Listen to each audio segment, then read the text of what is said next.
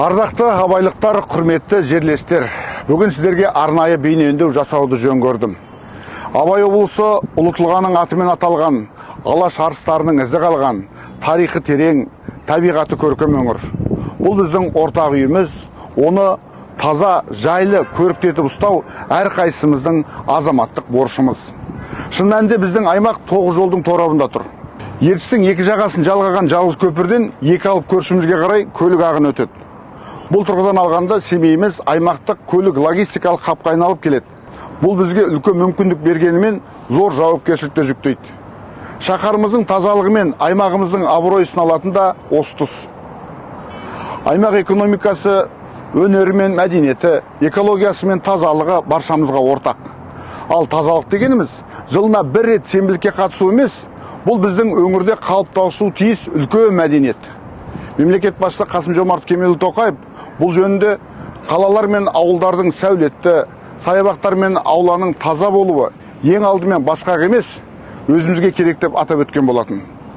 Туған жеріміздің түлегені, тұрған ортамыздың кіршіксіз болғаны ең алдымен өзімізге керек.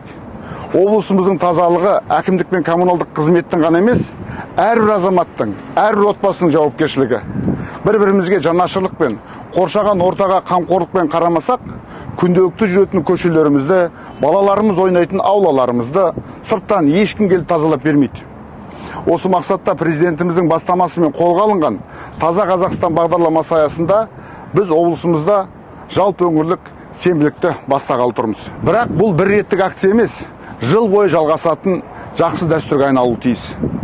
Бастаманың баянды болуына септігі тиер деген ниетпен біз арнайы байқау жариялап, үздік аудан, үздік ауыл, үздік аула, үздік университет, үздік колледж, үздік мектеп, үздік балабақша, үздік көше, үздік мекеме және тағысын тағылар осындай номинациялар бойынша шынайы жанашыр жандарды анықтаймыз.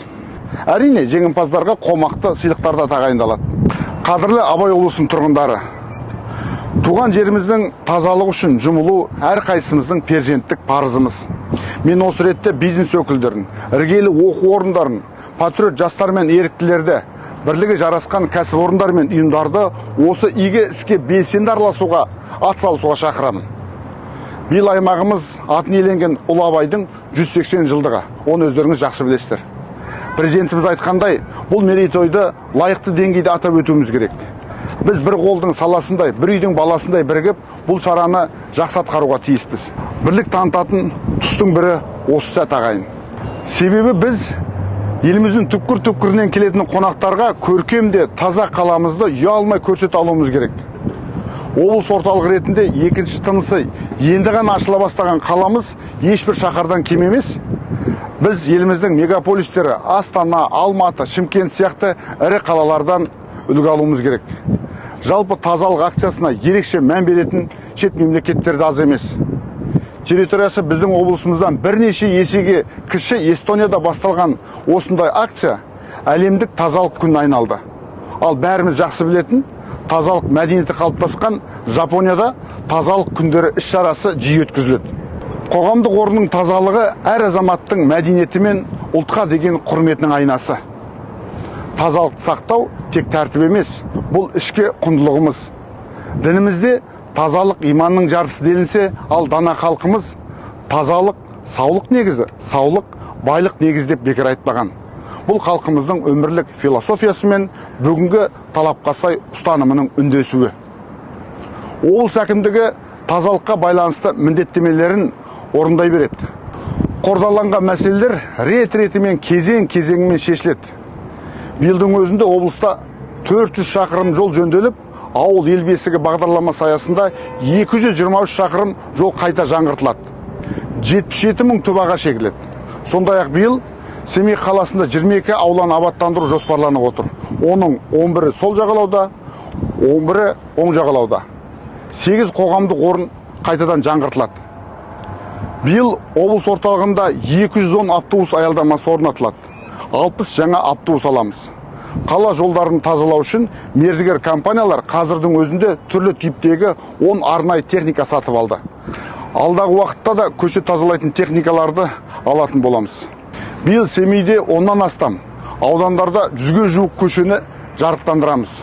Сондай-ақ Семейдегі жылу жүйелерін жаңғырту мақсатында 6 жоба іске аспақ. Бұл жылу тапшылығын айтарлықтай азайтады. Демек, мектеп, балабақша, тұрғын үйлер, қонақ үйлер мен ірі сауда орындарын салуға мүмкіндік туады. Қадірлі жерлестер, Абай облысының әрбір тұрғыны туған жердің тазалығына, көркеюіне бірге үлес қосайық.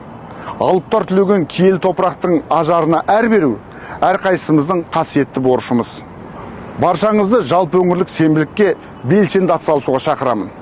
Бастаманы барлығыңыз бір кісідей қолдайды деп сенемін. Биыл күзде сіз болып, біз болып тазалық акциясының жеңімпаздарын бірге анықтайық. Ендеше іске сәт деймін. Бастамамыз берекелі болсын.